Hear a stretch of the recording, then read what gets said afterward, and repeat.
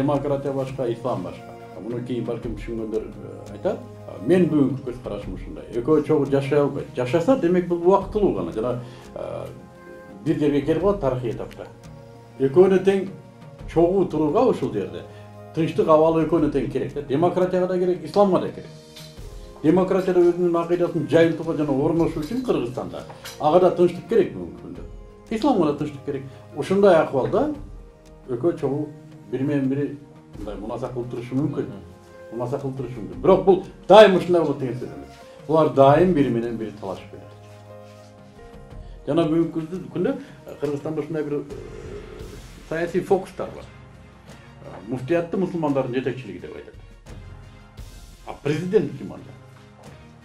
Кимге баш ийели? Муфтийге баш ийели же президентке?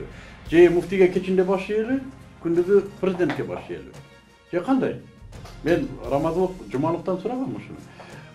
Мусулмандардын башчысы сизби десем, жок. Акаев деген. А сизчи десем, мен жөн эле фатва чыгарып берүүчү уюммун деди. Ошол кишинин сөзү. Муногу чочко жүктөлгөн машинеге чыксам болобу? Фатва чыгарып берет. Болбойт. Эмнеге десем, муфтият демократиялык системанын бир институту. Мусулмандар иши боюнча. Мен ушундай деп ойлойм. Ошон үчүн бүгүн муфтиятты мусулмандардын лидери кылуу бул саясий долбоор.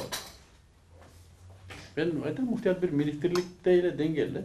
Болгон айырмасы акчаңды бар, айлыгыңды мусулмандардан алып ал деп койду болду. Мен демократияны эмне үчүн жакшы көрөм?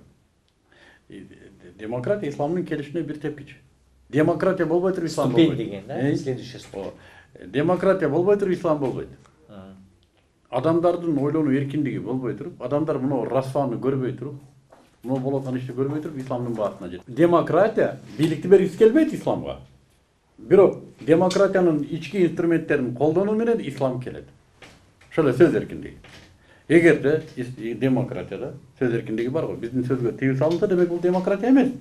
Демократиябы, демек сөзгө эркиндик берилет. Сөзгө эркиндик берилдиби, демек исламдын келиши.